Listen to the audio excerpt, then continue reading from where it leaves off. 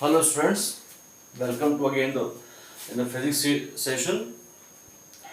चलिए अब हम नेक्स्ट टॉपिक की तरफ बढ़ते हैं और उम्मीद करते हैं जो टॉपिक्स आपको पिछले दिनों में कराए गए हैं आपने उन्हें अच्छी तरह किया होगा और समस्या नहीं आई होगी, और अगर समस्या आती भी है तो आप लोग हमारे साथ शेयर कर सकते हैं। चलिए अब आता है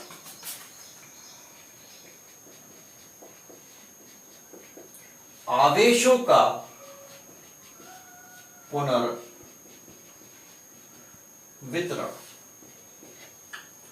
मीन्स redistribution ऑफ चार्जेस। आवेशों का पुनर्वितरण, इसका मतलब क्या हुआ कि सपोज करो कि हमारे पास में दो चालक हैं, एक का विभव V1, पहले तो C1 कह दिया, C2 कह दिए, A और B चालक हो गए, धारिताएं हो गई C1 C2, आवेश Q1 व Q2 दिए हुए हैं जिसके बीच से विभव V1 व V2 हो गए। सबसे पहली कंडीशन देखिए, जोड़ने से पहले A व B पर Q1 व Q2 आवेश देने पर विभव क्रमशः V1 व V2। धारिताएं C1 और C2 दे रखी हैं, फॉर्मूला आपको बिल्कुल क्लियर है, क्या है कि Q1 बराबर C1 V1 और Q2 बराबर C2 V2, पहला और दूसरा हमने इसे कह दिया। अब जो मेन मुद्दा आता है कि अब हमने क्या किया कि नेक्स्ट कंडीशन के अंदर हमने दोनों चालकों को या तो परस्पर संपर्क में रख दिया या फिर हमने इसको किसी चालक तार द्वारा एक दूसरे से जोड़ा है जिससे कि ऊर्जा का आदान प्रदान हो। ये A है, ये B है, कैपेसिटी नहीं बदलती, धारिता नहीं बदलती, तो क्या बदलता है, अब आवेश चलना शुरू होंगे। आवेश किधर से किधर जाएंगे, आवेश जाएंगे ऊंचे विभव वाली वस्तु से नीचे विभव वाली वस्तु की ओर। और एक बात ध्यान रखिए कि चाहे धारा हो या आवेश हो, विभवांतर के कारण चलता है।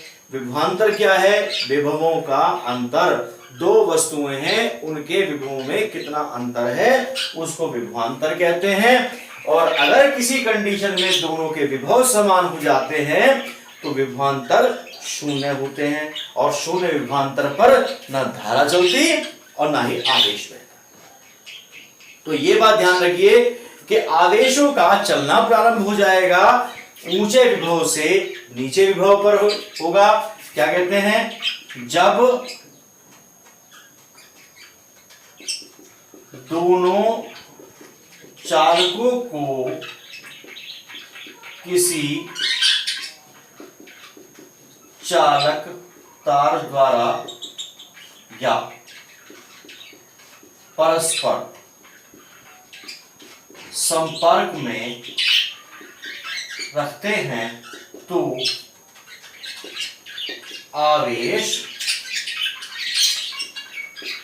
ऊंचे विभव वाले चालक से नीचे विभव वाले चालक की ओर चलता है, चलेगा।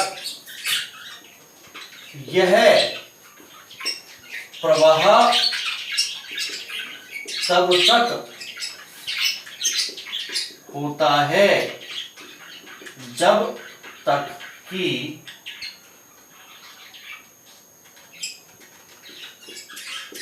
दोनों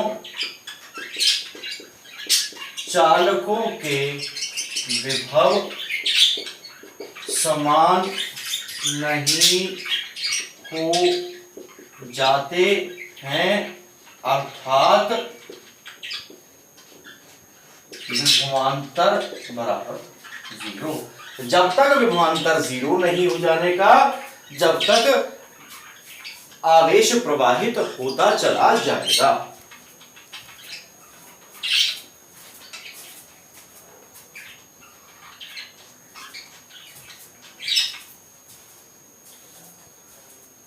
विभवांतर शून्य हो गया। अब किसका आवेश किसको मिला, ये कैसे पता लगे? मैंने आपको बताया कि आवेश के ग्रहण करने की क्षमता को धारिता कहते हैं, और वो धारण कब कितना करेगी? जब दोनों के अगर धारिताएं बराबर हैं तो आवेश भी उनके ऊपर बराबर होंगे। लेकिन जब धारिताएं अलग अलग हैं, विभव एक ऐसी प्रॉपर्टी है जो समान हो सकती है दोनों की, लेकिन आवेश समान नहीं हो सकते।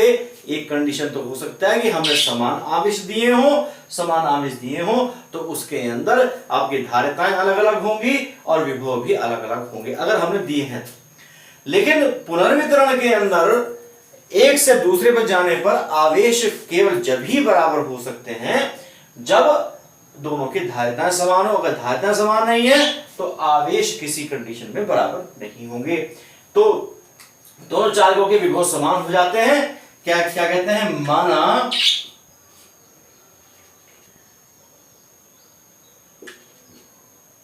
समान विभव हो जाते हैं। अब इस कहते हैं इस समान विभव को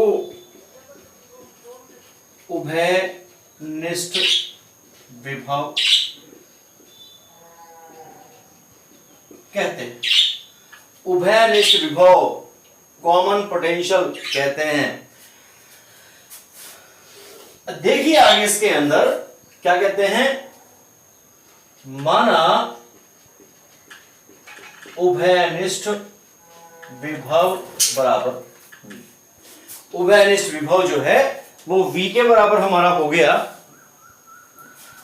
अब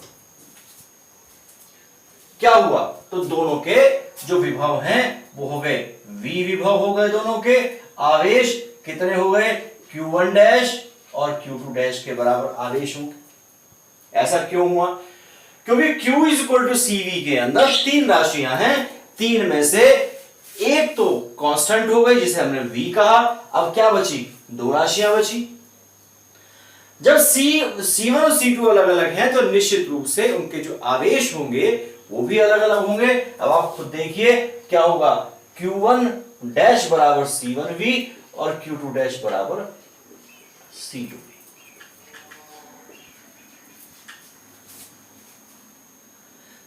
तीन राशियों के सूत्र में कभी भी दो राशियों को कांस्टेंट रख करके किसी कंडीशन के अंदर, किसी भी अवस्था के अंदर हम दूसरी को नहीं परिवर्तित कर सकते। दो को कांस्टेंट रख करके तीसरी इम्पॉसिबल है कि वो चेंज हो जाए। लेकिन अगर एक को कांस्टेंट रख दिया, किसी भी एक को कांस्टेंट रख दो, दूसरी और तीसरी में परिवर्तन ऑटोमेटिकली पॉसिबल हो सकता है।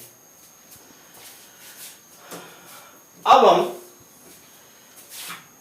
3 और 4 की बात करेंगे, डिवाइड कर लो तो क्या होगा? Q1 dash upon Q2 dash बराबर क्या होगा? C1 upon C2। एक बात और पता लगी कि आवेशों के पुनर्वितरण के बाद नए आवेशों का अनुपात, उन चालकों पर नए आवेशों का अनुपात दोनों चालकों की धारिता के अनुपात के बराबर होता है।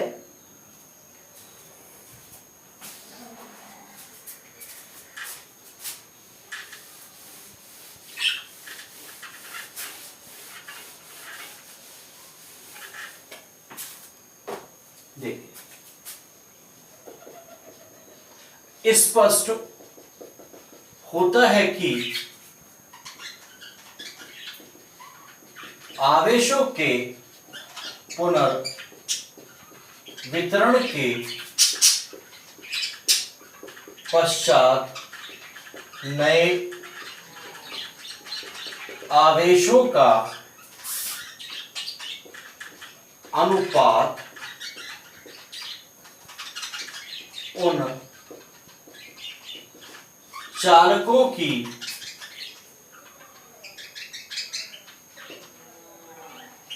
वैद्युत धारिता के अनुपात के बराबर होता है, अनुपात के बराबर होता है। अब बात आती है कि भाई उभयनिष्ठ विभव हो गया। उभयनिष्ठ विभव क्या हुआ भाई? उभयनिष्ठ विभव, उभयनिष्ठ विभव, उभयनिष्ठ विभव। देखिए उभयनिष्ठ विभव का मतलब हो गया V। उभयनिष्ठ यानी कॉमन, कॉमन यानी दो चालक थे A और B, दो चालक थे, अभी उनको इकट्ठा करके एक चालक बना दिया, 2 यूनिट से सिंगल यूनिट हमने बना दिया तो उभयनिष्ठ बन गया। तो क्या होगा? कुल आवेश बटे कुल धारिता, क्योंकि सूत्र होता है V बराबर Q/C के, तो कुल आवेश हो गया, टोटल यूनिट बन गई, 2 की 1 बन गई और कुल धारिता उनकी हो गई। कुल आवेश कितना होगा भाई? नया आवेश उनके पास आया Q1 dash plus Q2 dash upon C1 plus C2। और आवेश संरक्षण का नियम क्या कहता है? आवेश संरक्षण का नियम ये कहता है कि आवेश को एक स्थान से दूसरे स्थान पर ट्रांसफर किया जा सकता है, ना उत्पन्न कर सकते हैं ना ही नष्ट कर सकते हैं। तो आवेश संरक्षण से क्या होगा? आवेशों के संरक्षण से Q1 dash plus Q2 dash बराबर Q1 प्लस Q2। क्या कर सकते हैं? V बराबर Q1 plus Q2 upon C1 plus C2। और इसकी वैल्यूज आपको पता है Q1 Q2 की, C1 V1 plus C2 V2 upon C1 plus C2। ये हमारा फॉर्मूला हुआ उभयनिष्ठ विभव ज्ञात करने का। इस तरीके से हमने इसमें उभयनिष्ठ विभव ज्ञात किए। देखिए अब इसके बाद जो कंडीशन आती है, ये कहते हैं कि हमने दोनों चालकों को परस्पर संपर्क में रखा या उसको तार द्वारा जोड़ा, आवेश चलने लगा एक वस्तु से दूसरी वस्तु पर, विभव उनका कॉमन हो गया। लेकिन इस सब कामों में चूंकि माध्यम वायु या निर्वात है, इन सब कामों में जब ऊर्जा जाएगी एक स्थान से दूसरे स्थान पर जाएगी तो ऊर्जा के मान में भी परिवर्तन होगा। कितना परिवर्तन होगा? अब इस टॉपिक को देखते हैं जरा।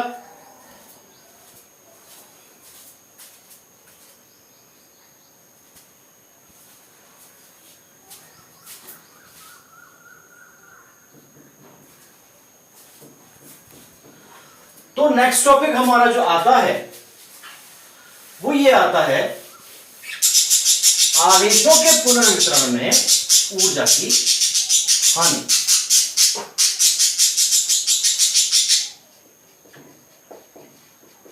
आवेशों के पुनर्वितरण में ऊर्जा की हानि। ऊर्जा की हानि, तो सबसे पहले आप देखिए इसके अंदर इसको हम 2 पार्ट में डिवाइड करके चलेंगे। ए व बी 2 चालक। सबसे पहले जोड़ने से पहले वह धारिताएं क्रमशः C1 व C2। जोड़ने से पहले विभव क्रमशः V1 व V2 व ऊर्जाएं क्रमशः U1 व U2, इसकी हमने बात करी है। तो एक सूत्र आपको पता है कि U1 बराबर होगा 1/2 C1V1 स्क्वायर के, और दूसरा होगा U2 बराबर हाफ C2V2 स्क्वायर। दो को मिलाकर के एक यूनिट बनाई गई है।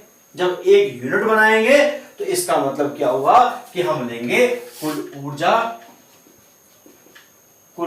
ऊर्जा की हमने बात करी, तो U बराबर हो गया 1/2 C1V1 स्क्वायर और 1/2 C2V2 स्क्वायर। ये हमारी पहली समीकरण हमारी यहां पर आ गई।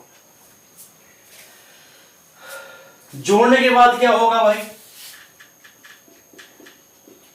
जोड़ने के बाद विभव बराबर V, इसको हमने कहा उभयनिष्ठ विभव, कॉमन पोटेंशियल। इसको इंग्लिश में कहते हैं common, COMMON POTENTIAL, common potential. चलिए, तो U1 डैश हुआ हाफ C1V स्क्वायर और U2 डैश हुआ हाफ C2V स्क्वायर। हम दोनों को जोड़ते हैं, कुल ऊर्जा जोड़ने के बाद U डैश बराबर half C1V square half C2V square.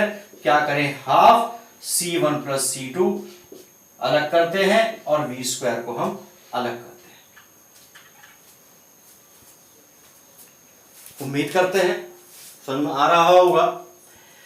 अब क्या है कि इसके अंदर V है उभयनिष्ठ विभव, उसकी वैल्यू रखते हैं। उभयनिष्ठ विभव V बराबर C1V1 C2V2 upon C1 plus C2। ये हमने अभी इसे पिछले टॉपिक में किया है। तो क्या करते हैं, यहां वैल्यूज रखिए। तो U डैश आपका आ गया हाफ C1 प्लस C2। देखिए V स्क्वायर है तो अंश का भी,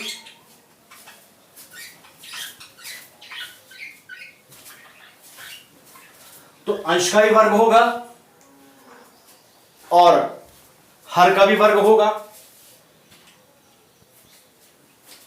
तो क्या करते हैं इसके अंदर, C1V1 C2V2 का whole square divide by C1 plus C2 का होल स्क्वायर हमने अलग अलग करके दिखा दिया। इस पद से ये वाला पद कैंसिल हो गया, तो क्या बचा, U डैश बराबर हाफ C1V1 C2V2 का whole square divide by C1 plus C2। अब ये आ गई हमारी दूसरी कंडीशन, सेकंड कंडीशन हमारी यहां ये आ गई। अब आप ध्यान दीजिए इसके अंदर कि ये कहते हैं ऊर्जा की हानि। हम तो नहीं कहते ऊर्जा की हानि हुई, ऊर्जा बढ़ गई। लेकिन कैसे बढ़ गई? ऊर्जा कब बढ़ी? जब जोड़ा, पहले जोड़ा नहीं, अब हमने जोड़ दिया, जोड़ने के बाद हो सकता है ऊर्जा बढ़ गई हो। तो इसके लिए क्या किया जाए? इसके लिए किया ये जाए कि अगर पहली में से दूसरी को घटा दिया जाए, यानी U में से U डैश घटा दिया जाए और वैल्यू आ जाती है पॉजिटिव, सॉरी नेगेटिव। कैसे? अगर हम ये मान के चलते हैं कि दोनों को जोड़ने के बाद ऊर्जा बढ़ गई, तो बढ़ गई तो एक यूनिट हो गई, वो बढ़ी हुई ऊर्जा मान लो U डैश होनी चाहिए। हमने प्रारंभिक ऊर्जा में से अगर अंतिम ऊर्जा को घटाया और वैल्यू आई नेगेटिव, यानी U डैश की वैल्यू ज्यादा आई, तो क्या कह सकते हैं कि ऊर्जा बढ़ गई। यह भी हो सकता है कि ऊर्जा की वैल्यू ना बढ़ी हो, बराबर रही हो, तो उस कंडीशन के अंदर U में से U डैश घटाएंगे, वैल्यू 0 आनी चाहिए। तीसरी कंडीशन क्या हो सकती है कि ऊर्जा घटी हो, तो प्रारंभिक ऊर्जा में से अगर अंतिम ऊर्जा घटाने के बाद वैल्यू पॉजिटिव आती है, तो समझ लेना हमारी ऊर्जा की हानि हो गई। जैसी भी कंडीशन होगी वैसी कंडीशन आपके सामने आ जाएगी। तो हम क्या कहते हैं, हम यहां ऊर्जा की हानि ना लिख करके लिखते हैं ऊर्जा में परिवर्तन डेल्टा यू बराबर यू माइनस यू डैश। देखिए दोनों के अंदर हाफ कॉमन है, इसमें और इसमें दोनों में हाफ कॉमन है। चलिए पहला काम तो हमने ये किया कि हाफ कॉमन लिया और पहले में है C1V1 का स्क्वायर C2V2 का स्क्वायर प्लस सॉरी माइनस में C1V1 C2V2 whole square divide by C1 plus C2। ये हमने यहां रखा। रखने के बाद क्या हुआ कि अब हम क्या करते हैं, इसमें से लघुत्तम लें। क्या आएगा लघुत्तम में? अकेला ये बचा है C1 प्लस C2। इसके दो पद है, इसकी गुणा इन दो पदों से होनी है। दो की गुणा दो पदों से होनी, तो इसका मतलब है कि चार पद आएंगे। पहले करते हैं इसका मान, इसकी गुणा इसमें करते हैं C1 स्क्वायर V1 स्क्वायर। अब इसकी करो इसमें C1 C2 V2 स्क्वायर। अब इसकी आ जाओ C1 C2 V1 स्क्वायर, इधर आ जाओ माइ plus C2 square V2 square. अब आती है देखो ये इसके बटे में है, तो क्या करते हैं इसका होल स्क्वायर ओपन करते हैं, माइनस का C1 square V1 square C2 square V2 square plus 2 C1 C2 V1 V2। ये हमने क्या किया, ये हमने इसके होल स्क्वायर को ओपन किया। a प्लस बी का होल स्क्वायर का फॉर्मूला है a square plus B square plus 2ab, वो हमने खोला है।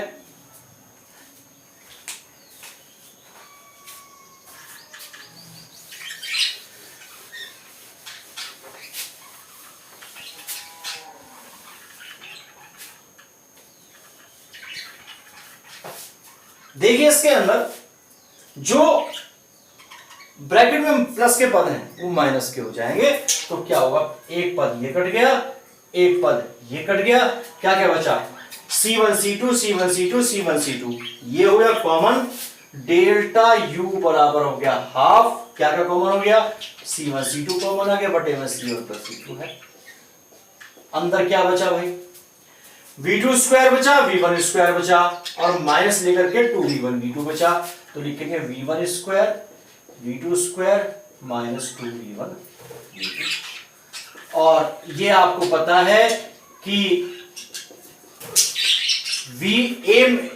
A माइनस बी का होल स्क्वायर है, लेकिन हमें ये नहीं पता कि A बड़ा है या B बड़ा है, मतलब V1 बड़ा है या V2 बड़ा है, तो हम क्या लिखेंगे, सूत्र वैसे होता है V1 माइनस V2 का होल स्क्वायर, लेकिन हमें नहीं पता V1 बड़ा है या V2 बड़ा है, तो इसलिए हम लिखेंगे V1 अंतर V2 का होल स्क्वायर डेल्टा U।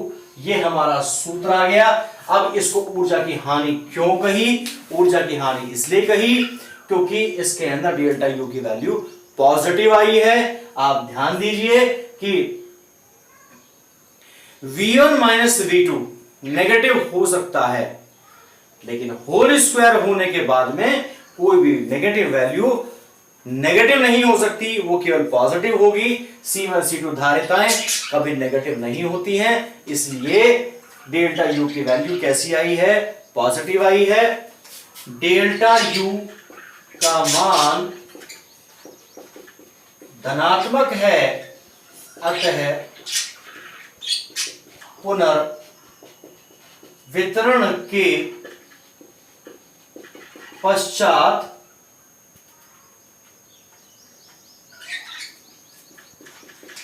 ऊर्जा की हानि होगी, ऊर्जा की हानि होगी, ऊर्जा की हानि होगी।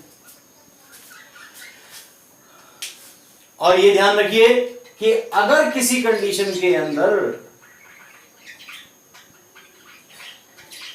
V1 और V2 बराबर हो जाएं, V1 और V2 बराबर हो जाएं, तो डेल्टा U का मान 0 हो जाएगा। क्यों हो जाएगा, क्योंकि जब विभव ही नहीं होगा तो आवेशों का पुनर्वितरण भी संभव नहीं।